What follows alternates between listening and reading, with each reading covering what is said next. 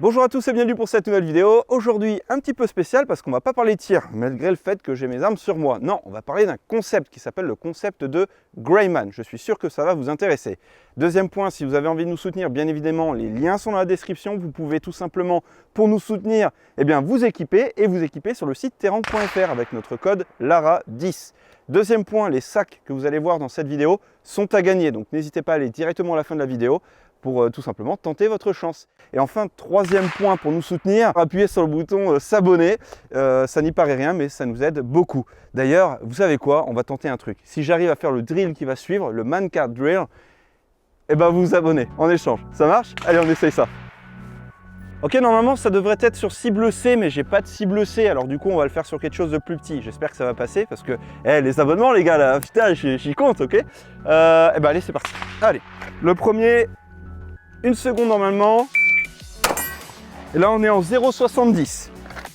Le deuxième normalement il y a 1,50. On est un petit peu à droite en 1,15. Là on est plein fer en 1,12. Normalement ici on est en low ready et j'ai une seconde il me semble. Ici on est en 0,62. Ici normalement on est en dehors de l'épaule et normalement on est en 1 seconde aussi il me semble. Là on est en 0,88 et là je crois qu'il faut faire la transition fusil-pistolet.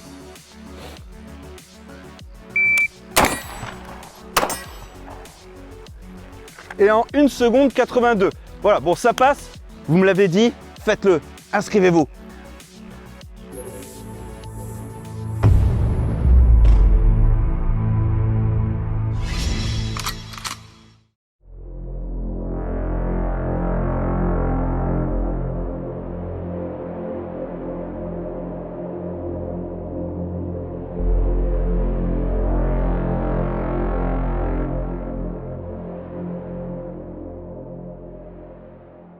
Bon alors, comme je vous le disais, aujourd'hui on va parler d'un sujet qui aurait facilement trouvé sa place dans une épreuve de philo.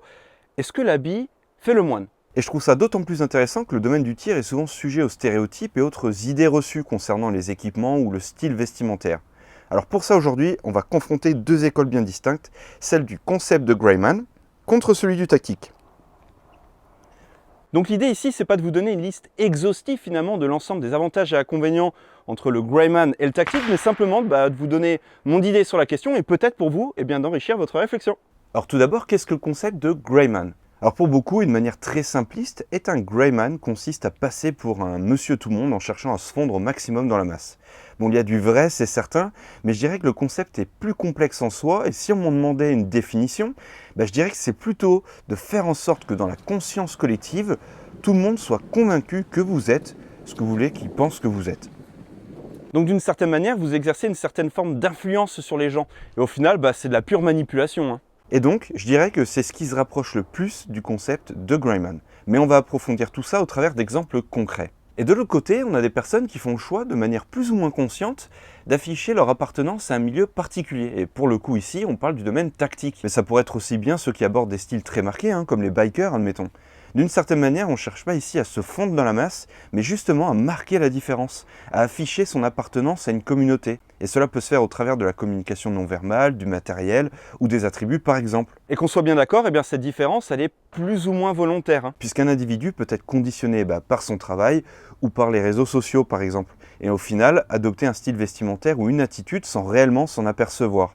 D'autre part, si on parle de matériel, comme les sacs à dos par exemple, certains diront ils ont que ce dernier, ils l'ont perçu, pour reprendre un terme très employé chez les militaires, et au final, ils s'en fichent que ce soit tactique tant que ça répond à certains besoins, comme le fait que ce soit confortable, pratique et robuste.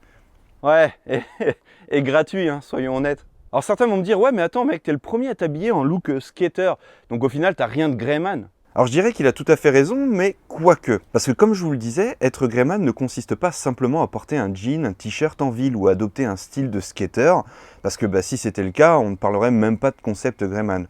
En réalité, le concept pourrait par exemple consister à se fondre dans un milieu particulier. Alors le style skater est vraisemblablement un petit peu plus passe-partout que le look tactique dans les rues de Bayonne, mais je vais tâcher d'être un tout petit peu plus spécifique au travers d'un ou deux exemples très simples. Le premier exemple consisterait à dire que pour éviter de vous faire arrêter par un vendeur ambulant, lorsque vous vous déplacez à l'étranger par exemple, consiste à éviter de passer pour un touriste. Donc le short t-shirt claquette par exemple n'est pas toujours la tenue la plus adaptée.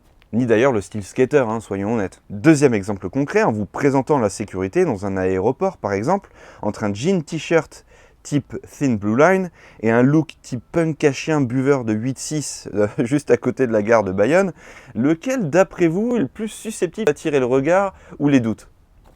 Alors certains vont me dire que c'est un petit peu abusé mon truc parce que tout ne fonctionne pas de manière binaire de cette façon-là et que là je cède un petit peu aux stéréotypes et aux préjugés. Mais moi, je dirais plutôt au contraire que j'attire justement l'attention sur le fait que l'on fonctionne tous comme ça. Je vous invite d'ailleurs à jeter un œil aux biais implicites pour en découvrir davantage sur notre façon de fonctionner. Et au final, le principe de Greyman, c'est bien de jouer là-dessus. Alors d'autres personnes vont me dire ouais mais attends c'est quoi l'intérêt au final, t'es pas un agent secret après tout. Et pourtant, ça n'a rien à voir avec ça, puisque le concept de Greyman et le tactique ont tous deux leurs avantages et inconvénients. Si on prend un individu qui porte des attributs tactiques, ne fait-il pas en un sens la démonstration subjective de ses capacités? Il peut aussi jouer sur un aspect qui est la dissuasion, et c'est également un moyen dans certains cas de rassurer. Et au final, c'est, je pense, un petit peu le rôle de l'uniforme. Prenez l'exemple du train, lorsque les militaires, par exemple, se déplacent avec leur sac à dos, ça peut rassurer certains passagers, même si évidemment il y a des personnels de la SUGE qui patrouillent régulièrement et assurent la sécurité en uniforme. On voit donc bien qu'afficher un uniforme ou porter des attributs tactiques présente des avantages. Et certains diront, et ça je peux le comprendre également, ouais mais en fait au final quand tu es habillé en uniforme, tu es potentiellement une cible. Et là je dis oui à 100% puisque l'actualité nous l'a rappelé tristement ces dernières années et c'est justement la raison pour laquelle beaucoup de professionnels travaillent également en civil. Le principe d'avoir des personnes en haute visibilité et low visibilité est d'ailleurs beaucoup utilisé lorsqu'il s'agit de sécurité, dans des rassemblements, etc. Au quotidien, beaucoup de personnes font le choix de la philosophie Greyman.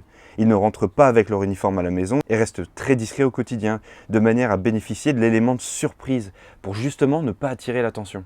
Certaines personnes diront que le concept Greyman au final ça vaut rien du tout, notamment pour le fait que si vous vous déplacez à l'étranger ou dans des endroits où tout le monde se connaît, au final une simple question et la couverture elle tombe.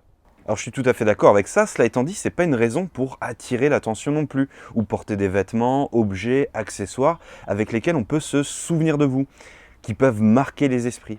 Et puis aborder un look tactique, c'est clairement ne laisser aucune chance au doute pour le coup. Le but d'un Greyman, c'est d'être rapidement oublié, pas de signe distinctif. On évitera de croiser les regards, de parler avec trop de personnes, avec les gens. Dans un groupe de personnes qui ne vous connaissent pas, vous ne devriez pas trahir votre côté tactique ou votre métier, par exemple en utilisant une certaine terminologie ou une façon d'être, parce que finalement, ce n'est pas qu'une question de tenue, c'est toute l'attitude qui joue un rôle quand on parle de Greyman.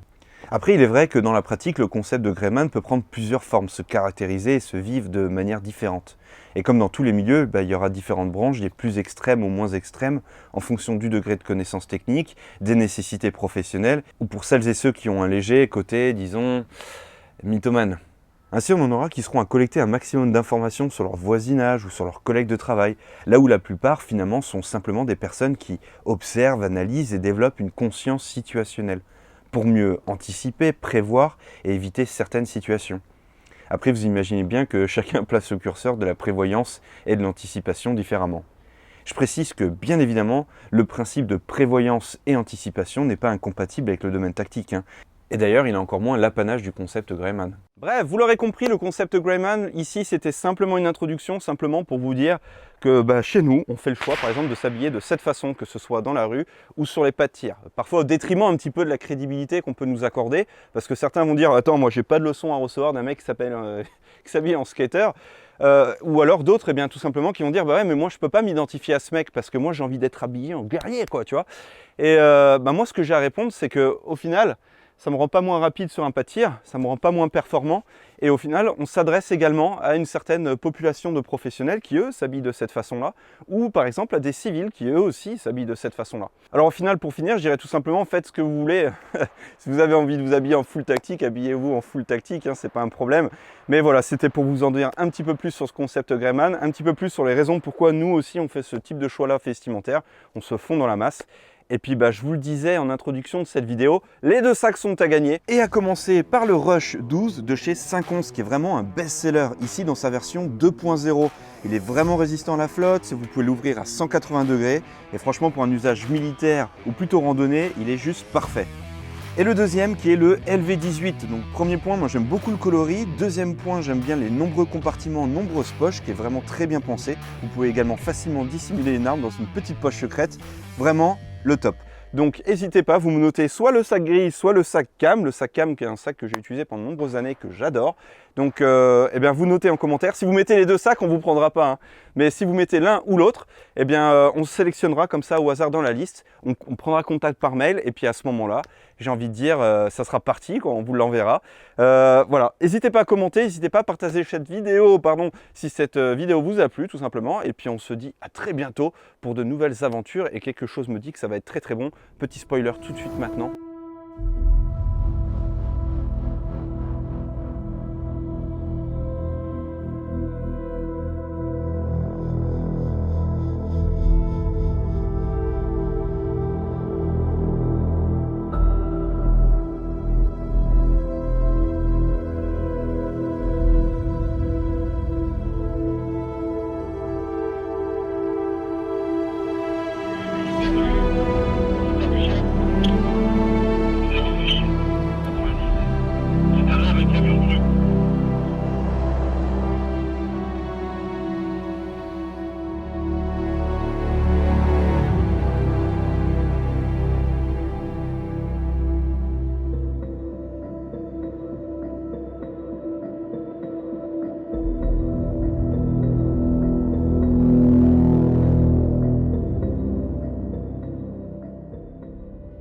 Donc vous l'avez vu, ça va envoyer du steak.